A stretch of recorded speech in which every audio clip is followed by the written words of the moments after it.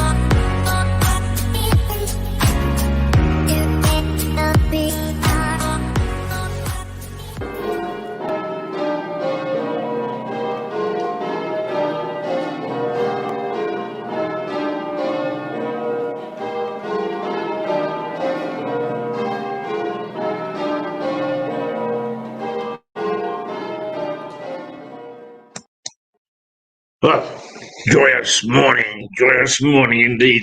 We managed to stumble across all the objections to make sure that we reach this day when we can sit outside a pub with 6 of us together, 2 households or whatever, and we can enjoy a pint. How many pubs will be open straight away? I have no idea. It takes time to get these things working again, although they did have a little bit of notice. But I don't blame them for being cautious, because you can't pull in a lot of beer and then find that the rules have been changed and it's all gone sour. But today is a day of rejoicing as far as lockdown is concerned. We're back on track. We can start to do things, and well, we'll be able to get a haircut. And boy, does mine need it. I don't mind being bald, but when the hair gets out of control, it's just awful. And I would warn you that don't think that you're going to rush back into normality straight away, because, for instance, I'm very well looked after by Andrew, who is my hairdresser, and I'm one of his favorite clients, I think, because my hair grows fast enough, so I have to go once every 2 weeks. And God bless you, Andrew, and he's starting some new premises on Market Street. But he said, Keith, even you, I'm afraid you'll have to wait till the earliest I can do is a week away. So I can't get my hair done until a week tomorrow, a week today, actually. Thought it was still Sunday, so it should be. So in many ways, it's going to be jam packed. So if you want your haircut, even if you've got a favourite, make sure that you get in there quickly, because otherwise you're going to have 2 or 3 weeks before you can actually sit in the barber's chair. And I'm looking forward to that. However, in all the rejoicing, we have troubles, and the probably the one that is lurking, that nobody is paying too much attention to now, is the fact that the Russians are beginning to get a substantial force on the Ukrainian border, and this has been a tinder box for quite some time. It's in an area around a town called Lugansk. Um, and I, for my sins, spent a couple of months or so in Lugansk.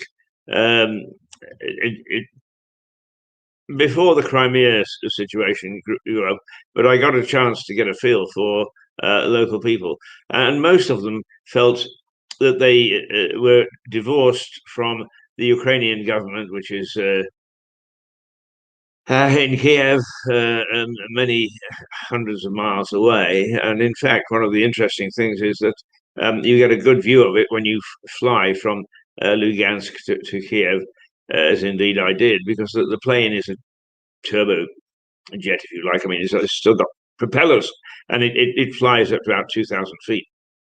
So you get a good view of the Ukrainian landscape. And it is a vast, vast country. And as a consequence, trying to keep everybody on side is not easy, particularly if your government is well established in the western part of the country rather than the east. And many people in that area around the border with Russia feel an affinity to Russia. They don't feel an affinity to us. They don't feel an affinity to the EU. And so it's a very, very sensitive area. And I think what we have to do is to understand that the Russians understand that. And Mr. Putin, God bless him for all his strengths and all his weaknesses, is an adventurer. And he's willing to push to see how he can test the West as Ukraine to stand firm. And I suppose he's saying, well, my goodness me, with Brexit and so on and so forth, it looks as if the EU has got a soft underbelly. And let's have a go and see what's happening. So this is the sort of thing that he's building on the Ukraine Russian border.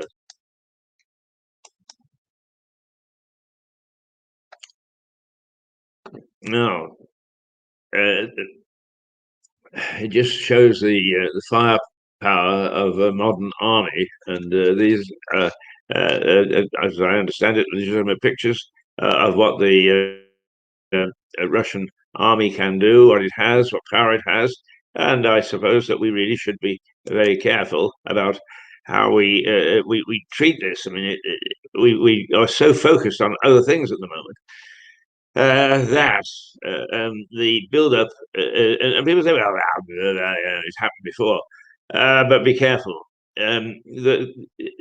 History is dotted with incidents where people said it'll never happen, and it has. And the consequences have been awful. So we must keep an eye on that, make sure that both sides treat any negotiations without having to saber rattle. All right, then now next Saturday is the funeral of the Duke of Edinburgh in, I think it's Windsor, in St George's Chapel in Windsor. It's at 3 o'clock, and of course, I'm sure the BBC will give it great coverage.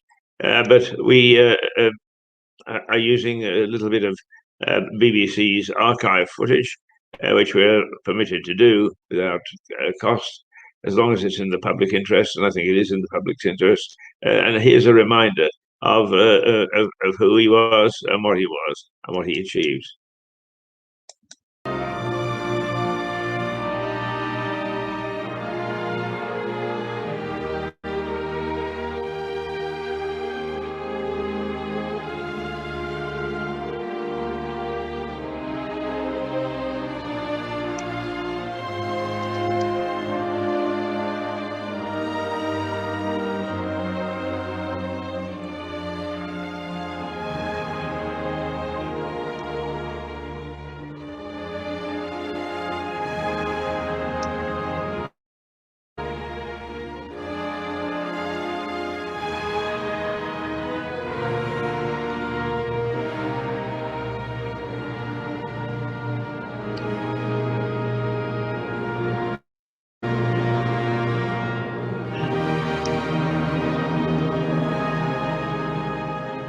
Well, there we are. That's Prince Philip, the Duke of Edinburgh, to be laid to rest at 3 o'clock on Saturday, just a couple of months short of his 100th birthday.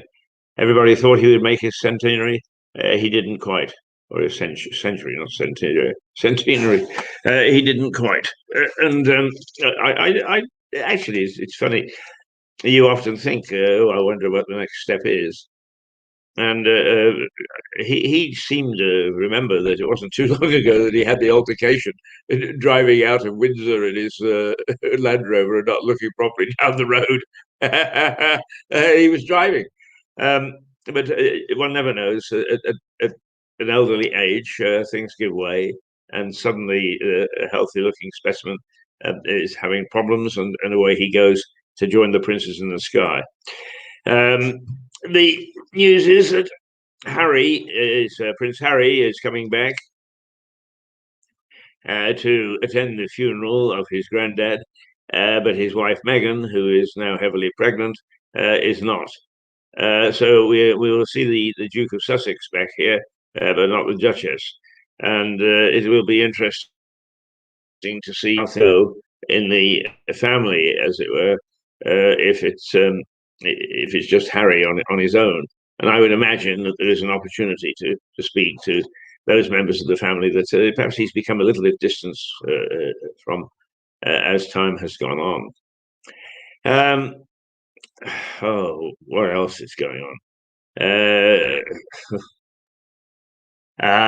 Of course, I'm sad to say that this isn't going to go away either. Um, the Northern Ireland situation with violence is returning. The the younger generation, the 20-year-olds, feel as if they've been abandoned once again, and it's a very sensitive situation. And I'm not sure that the governments. I've lived there for 15 years throughout the first set of troubles. I'm too old to go back for this set of trouble. I'm happy to say.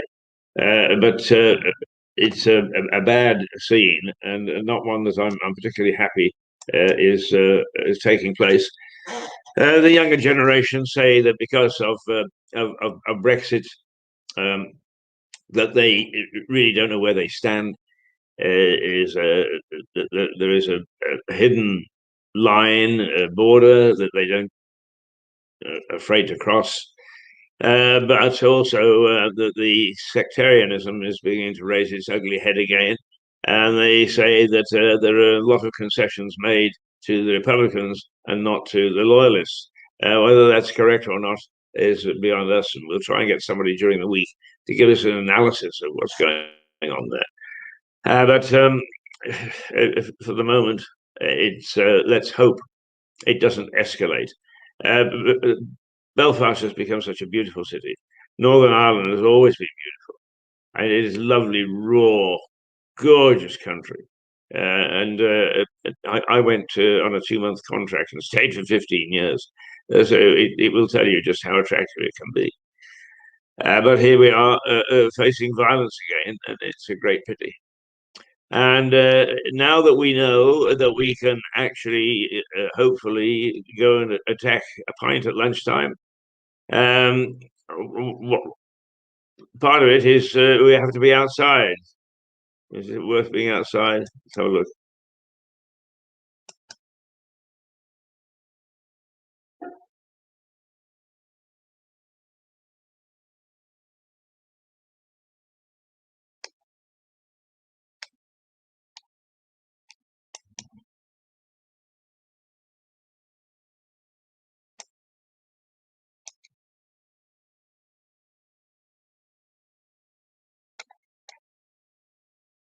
There should be some music with this, and there isn't, and I have no idea why. And I'm not even going to bother to try and find out. But today is the high 7, the low -2, slightly down from Friday. Yeah, we might have some rain, we might not. Suspicion that there'll be some light fallings. Oh, it's going to get cloudy overnight. Yeah, no more clear lights. Uh-huh.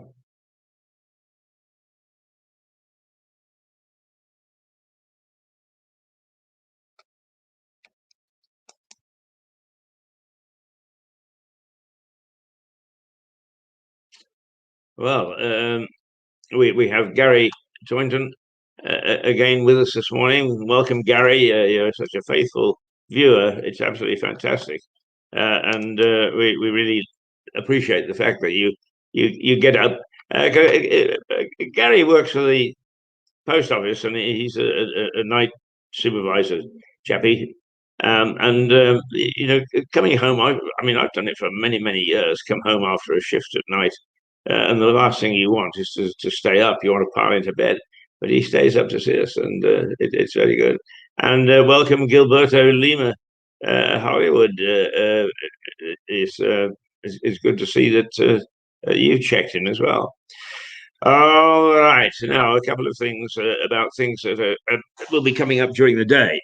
Not on this program this morning, but first of all, a lovely lady, Susan Harris, was up and about, and she has taken some wonderful photographs. And we will show very shortly after this program just a little vignette because it only takes 2 or 3 minutes to go through Susan's photographs, but they're beautiful and they reflect Lewis and the surrounding area extremely well.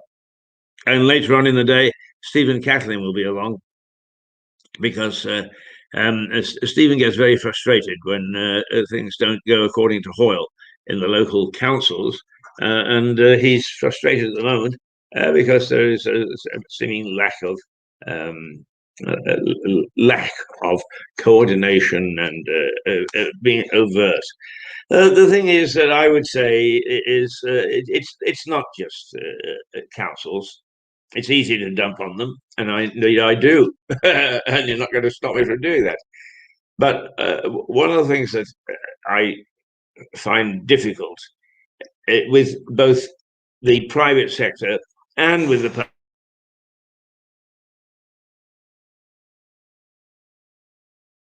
public sector, if we, there we are, we're still there. Thank goodness. We're going to name and shame a few because in one particular instance, there's a credit card company that for the slightest error in when you pay, it doesn't give up.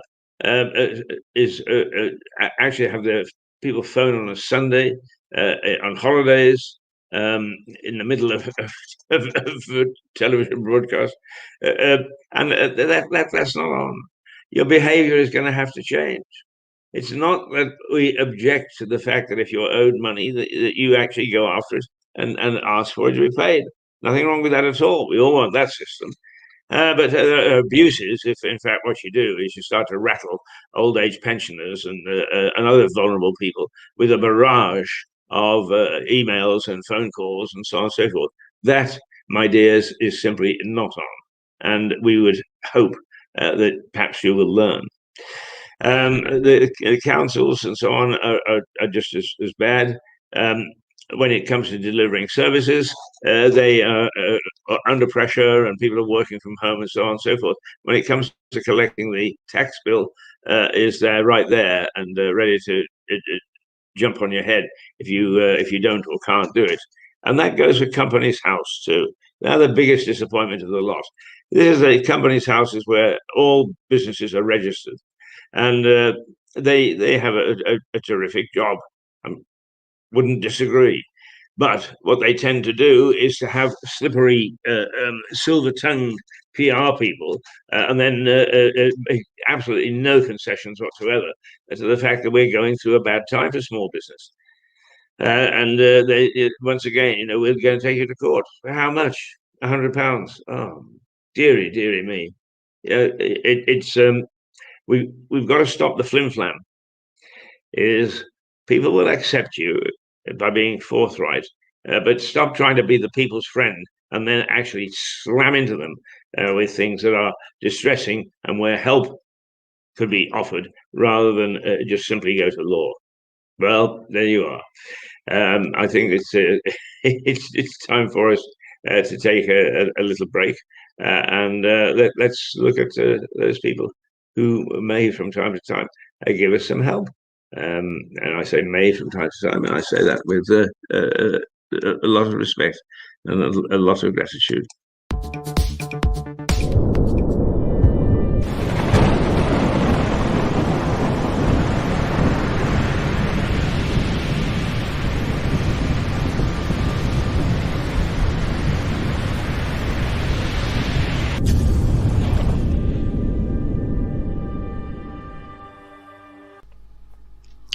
When you've missed the train, don't despair. Have a nice cup of coffee.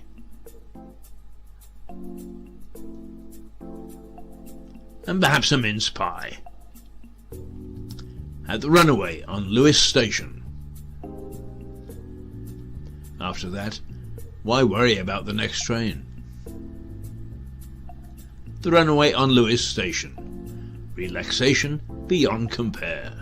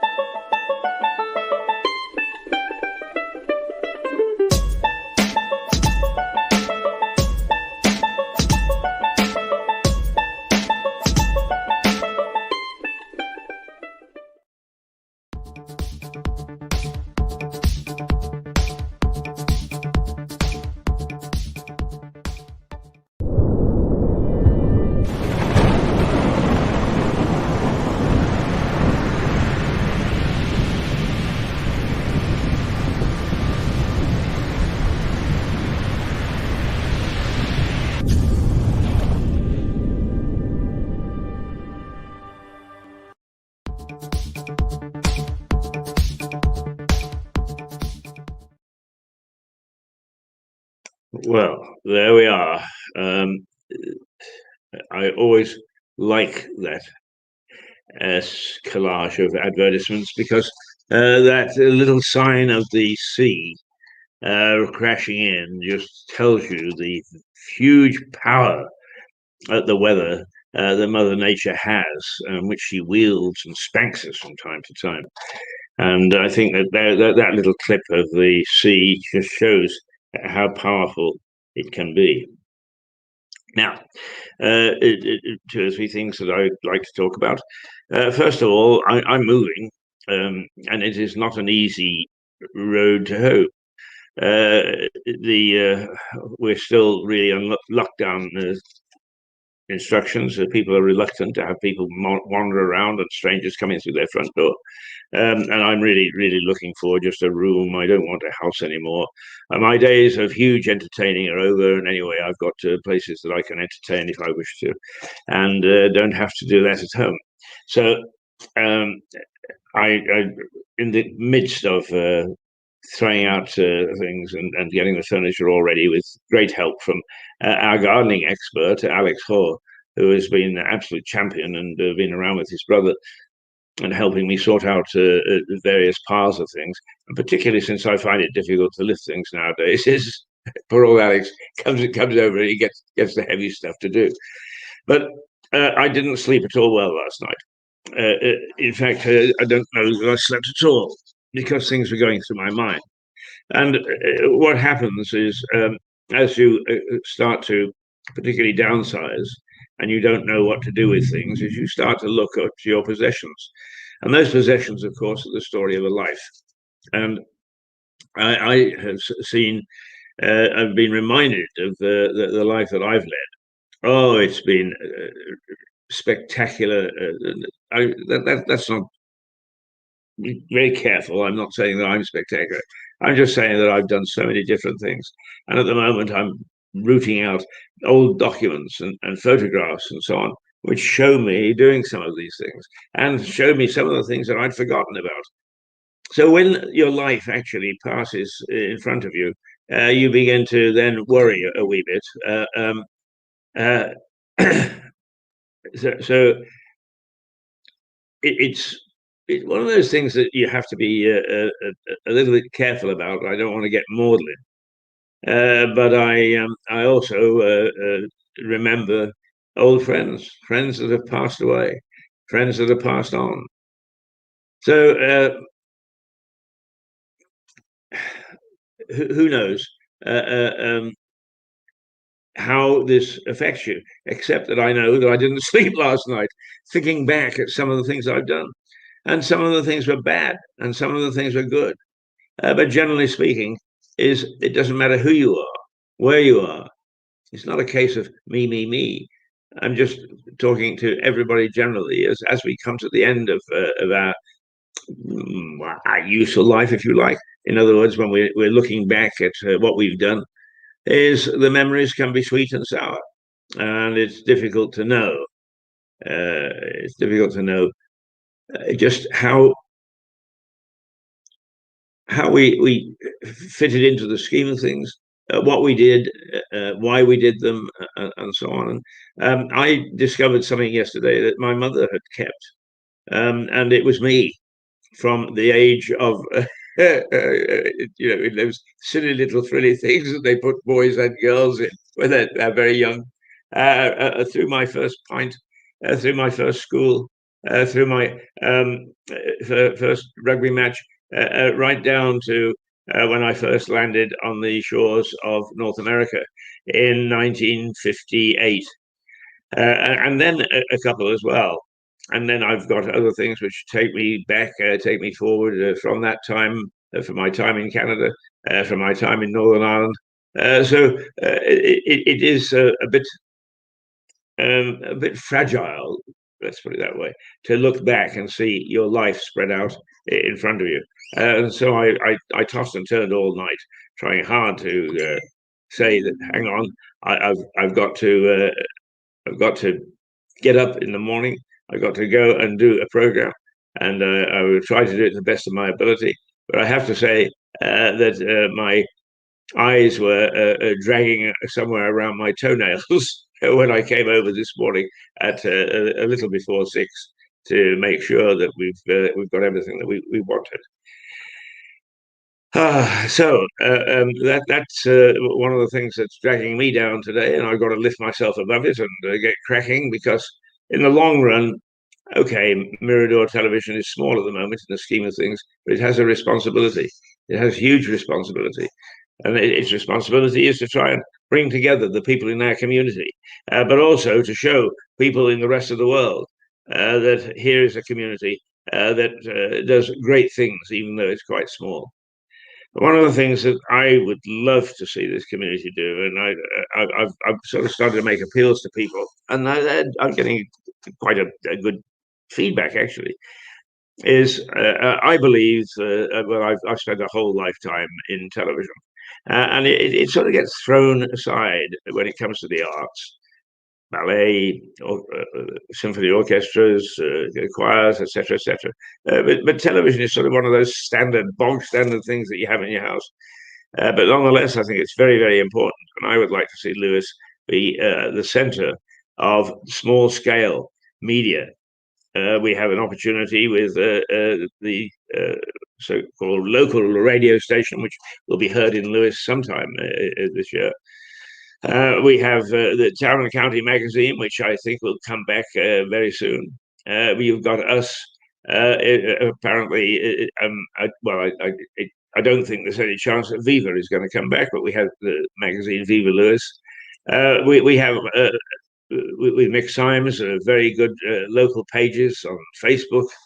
We have all sorts of things, and if we can coordinate those a little, and then get the backing of the community, and that goes for the council and the mayor, and from various people who trade here, live here, and are very fond of their society and their community, is let's tell the world that Lewis is great. So that's number one, and that's partly what kept me awake. Number two is Susan Harris has been out and about with her camera, and we didn't quite have time to get her program ready to include in Break an Egg. So a little special with Susan's photos that she took over the weekend, and lovely they are too. And it's a lovely way to remind us of the places, because actually I've been here for 30 years, and Susan comes up with a photograph. I haven't a clue where that is, and when I find out, I didn't realise that it was so good and close. Anyway, that's the one program, and the other is that Stephen Catlin will be along at noon to broadcast the program. Do try to catch him because he goes live.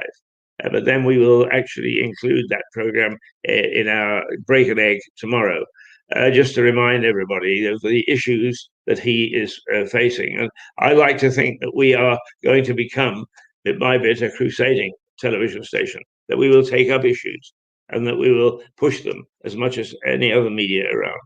Those are the things that are coming. Where are we? 3 minutes past 8. Goodness gracious me.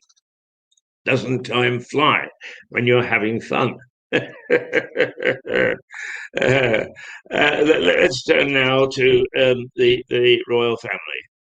And one of the interesting things on social media is that I haven't seen what the trolls are saying. But when I tap into various friends' websites or associate websites, it always seems to start off with,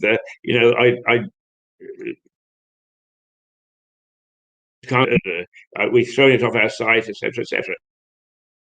What they're talking about is those people who give vent to fury over the royal family at a sensitive time such as this, when we have lost a senior member of the family, when we have lost somebody who, whether you loved him or not, whether you liked him or not, gave great support to the Queen, and now he's been removed from the equation.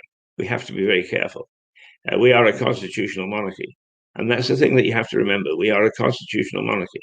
It doesn't matter whether you think that the Queen or anybody else is worth it. It is that the fact is a constitutional monarchy, as practiced by the UK, is probably one of the most powerful and stable political systems anywhere in the world. And when you actually talk about getting rid of the Queen or poking fun at her or how much does she cost, and good riddance to them, they're arrogant, they shouldn't be there, they're privileged. You're never going to actually do away with that sort of privilege, because even if we had an elected leader tomorrow, he or she would get the privileges, which actually some of our elected or non-elected leaders get. I mean, we're coming up to vote for a police commissioner in the very near future. Well, there are a few perks that go with that, a few perks that go with being a councillor. We can't really blame the royal family for having perks, and a lot of it is their own money. Anyway, do think before you open your mouth about whether we should have the Queen and who should take over and so on and so forth. Is that our country is structured on a constitutional monarchy. If you don't know what that means, it is a bit complex. Go and look it up and read about it, so that at least you understand how we're governed, before you just say, take one of the elements away and it'll all be all right. Well, it won't. You can't do things like that. Well, you can, and what's the resulting chaos is the sort of thing that happened in late or early 1900s Russia, where today you're a middle class person having tea parties and going to the concerts, and the next day you're trying to find how to learn to make soap because it was the only way you could survive. You be very careful how you tamper with it. All right, that's my rant for the morning. And it's good to see Harry back. Let's hope. He's been a bit of a wild boy, a bit of a naughty boy. It's interesting to see how he will cope with being alone and without his wife, who is a formidable figure. Don't kid yourself. As a film star, she didn't do too badly, and she is a formidable figure. So it's all very well to say who wears the trousers in that family, but she would boss us around a bit too. Oh gosh. Let's take a look, renew ourselves with the news. It's 7 minutes past 8, and let's start off with this.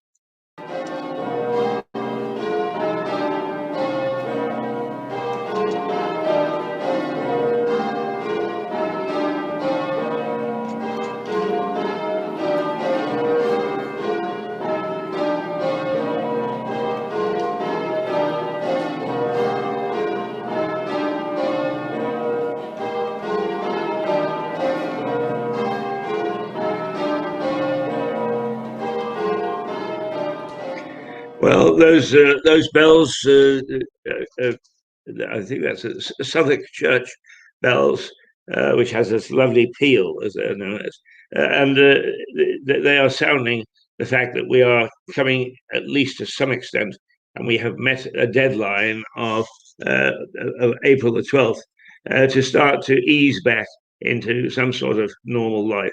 Now, I'm always very careful about saying normal life because I'm one of those people that believes that what we knew before as normal life is not going to return. Things are going to be very different. But I also don't feel that that's an excuse for the politicians to try and control us as much as they have been doing. And so I'm very much a libertarian. But we are able to go to the pub.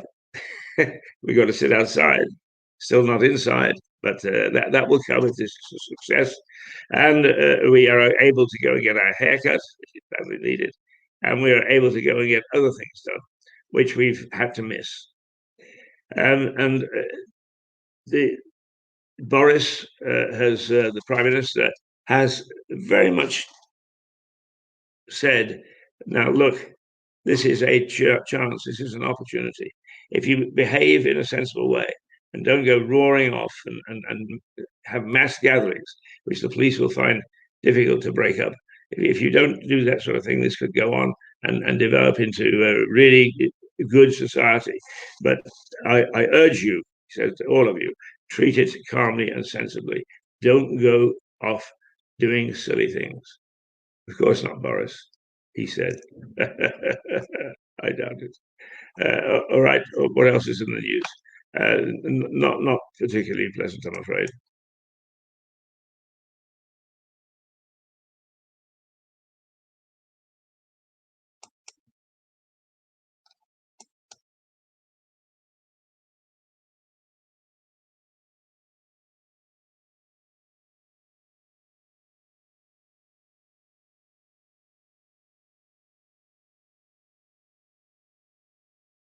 So there we are. We're back. I'm a little weary, as I said. I didn't sleep terribly well. It's 10 minutes past 8. The news is that let's take a look at this this clip. It's from the BBC, and we're grateful that they will let us use it under the 2-minute rule. And it just gives us some memory of what we're facing.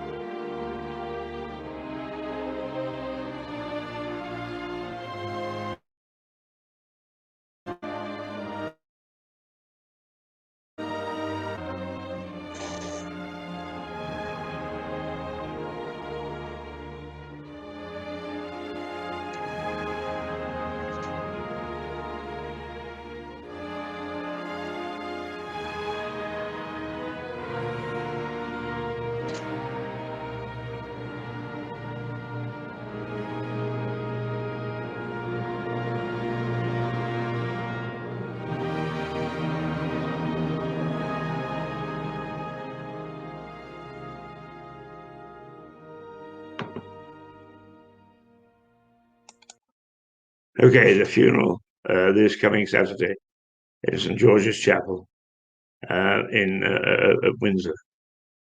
I think that's right.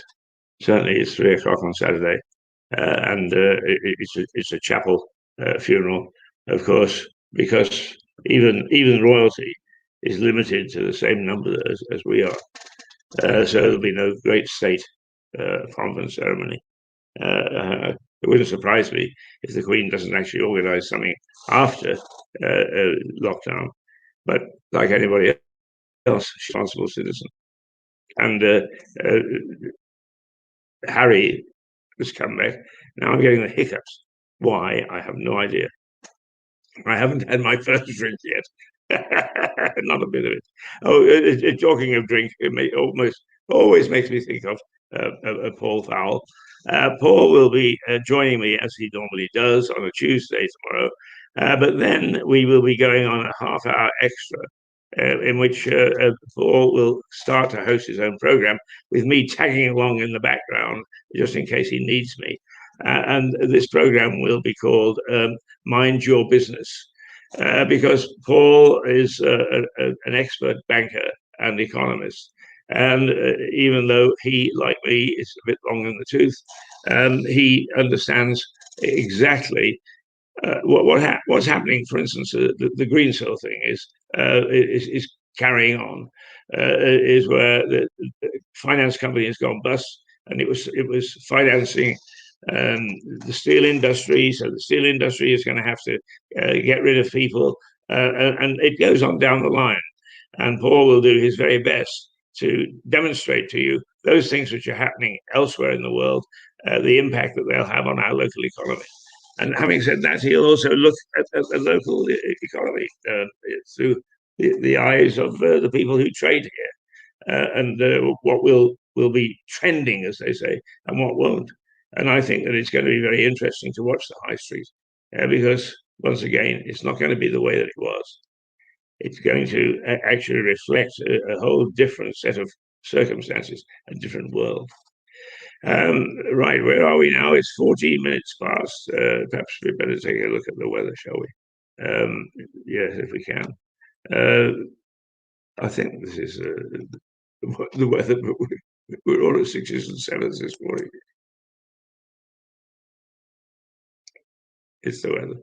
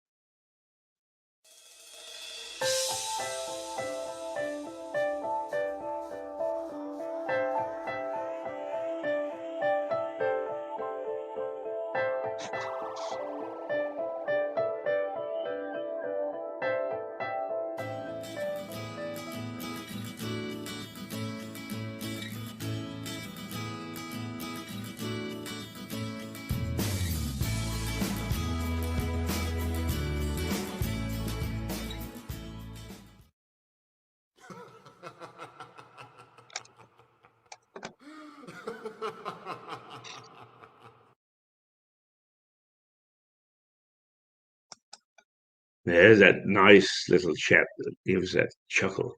I was just taking a moment to check our monitor to make sure that we're going out as we should, and indeed it looks as if we are. Mirador Television Lewis is the best place to get it, but there are many other web pages where you can discover it, and of course it's on YouTube. So please think whatever it is that you wish to do in terms of catching us, whichever medium you want. But I would urge you to catch us. We're not a bad lot. You just have to put up with me from time to time. But what the hell? Somebody draws the short straw. 17 minutes past 8. And I think that it behooves us to say where we are having celebration because of lockup, as I call it.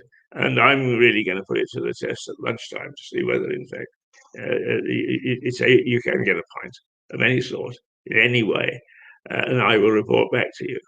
But for the moment, there are other things which are engaging us in the news. And one I fear is what's happening in Northern Ireland, but also what's happening on the Russian border.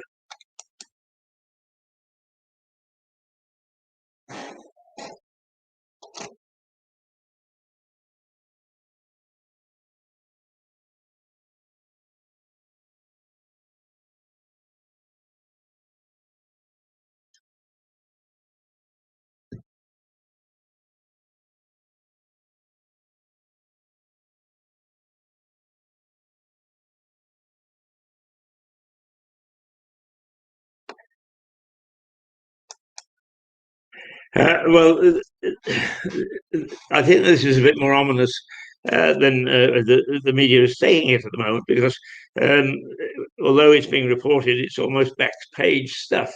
Whereas a few years ago, it would have been very much front page stuff. The Cold War, the conflict with Russia. And if you'll cast your mind back to the 60s, the Bay of Pigs, where there was a confrontation between President Kennedy, and President Khrushchev, who sent ships with missiles heading towards Cuba on the basis that this was the soft underbelly of the United States, with a revolution having taken place, and Fidel Castro, very much a communist leader, now in charge of what at one time was the playground of the rich under the Batista government. So I think that we need to keep an eye on what's happening in Russia. I've spent in Lugansk. The people are charming, but they are very suspicious of Western means.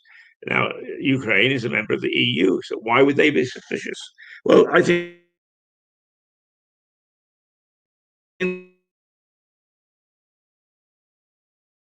we where we are. Whoever it is trying to get rid of me hasn't managed it yet. But the coal and steel industry, for instance, one steel factory employed 30,000 people under the old centrally planned economy. And when it was privatized, it was sold off. The new owners suddenly said, well, we're going to run it efficiently. And they dumped 20,000 of the 30,000 employees. So suddenly, unemployment was huge. People hankered back without understanding economics, totally hankered back to when 30,000 people worked in that steel industry, in that steel plant. And suddenly they went. And who was to blame? The EU, because of its policies. And who is lurking just over the border to help? Russia. So it's one of those incidents that should be taken more seriously by us. Because those sort of things, if they actually start to flare up, it could trigger, as indeed in Northern Ireland, the economy has triggered a little bit of saber rattling and a little bit of naughty stuff. And I don't think any of us want to go back to war again. Certainly not in Europe, and certainly not in the United States, and certainly not in most of the Western speaking and open market economies. So let's watch that quite carefully. Lugansk, incidentally, is where the rocket was fired that brought down I think it was a Malaysian airliner, which was just gently going on through the evening air, and it had wandered a bit south and was shot down because we think that it's entered into foreign space. In other words, it tried to fly over Russia without letting them know, and woof. But it came from inside the Ukraine, not from Russia. So it gives you some idea of the complexity of the relationship between those two countries. Well, Ukraine, EU, and Russia. And what I think Putin would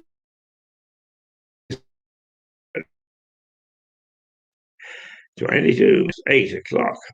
Let's just think for a moment about. I actually said there was a problem going on. Hopefully, this is. Let's try this one.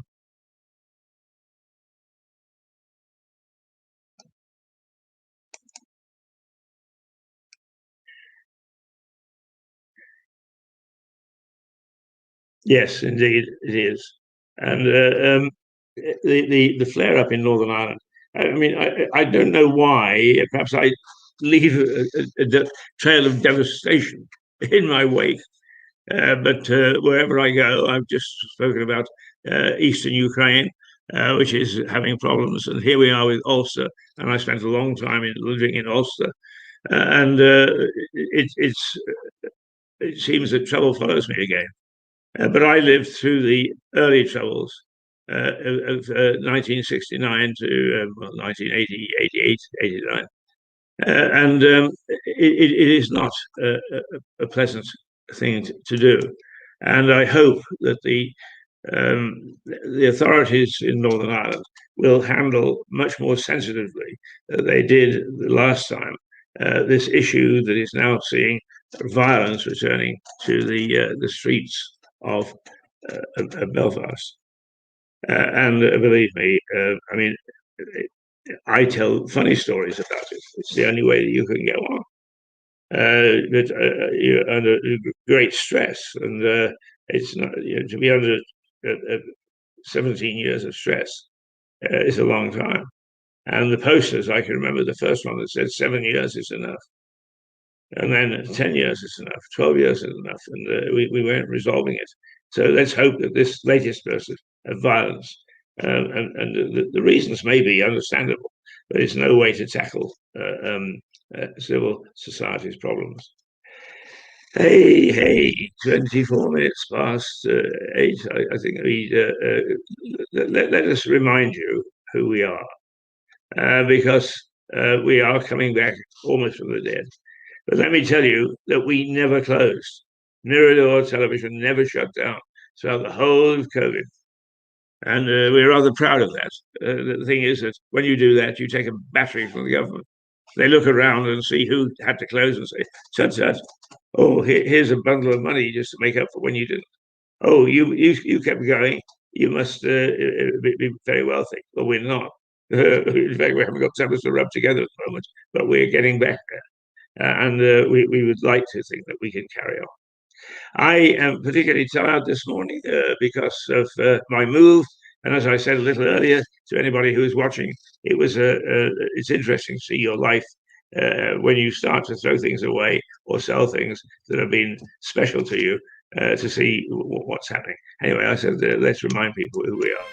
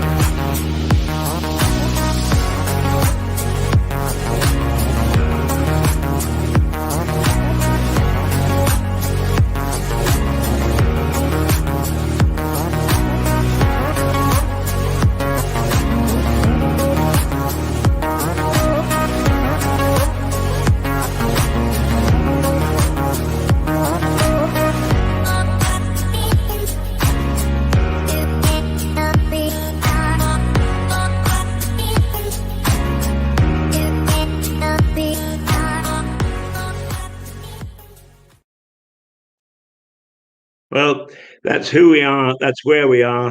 It's now 27 minutes past the hour of 8 o'clock in Lewes and East Sussex. We tried to take you through a little rundown with me not having slept terribly well last night for a whole host of reasons, trying to be as buoyant as I can. Perhaps I've sounded a lot of gloom and doom, but like a lot of you, later on today, I am going to test the waters to see whether, in fact, we can get a drink, a pint again from one of our local pubs. So for the moment, I would say toodle pip, and let's enjoy the bell ringers of Southwark to take us out this morning. Oh, just a reminder, keep your eye open for Susan Harris later in the day, and also Stephen Catlin. Both worth watching, I assure you.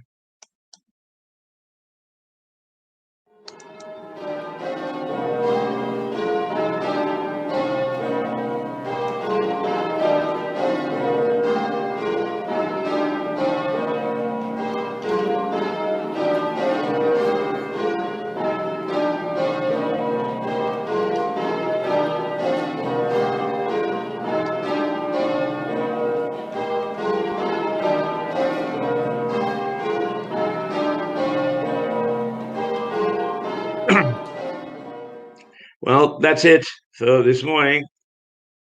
Join me tomorrow morning along with Paul Thowell and our new program, Mind Your Business. Toodle pip, he said. Well, we struggled on to the very last. Didn't do too badly up to then. So there we go.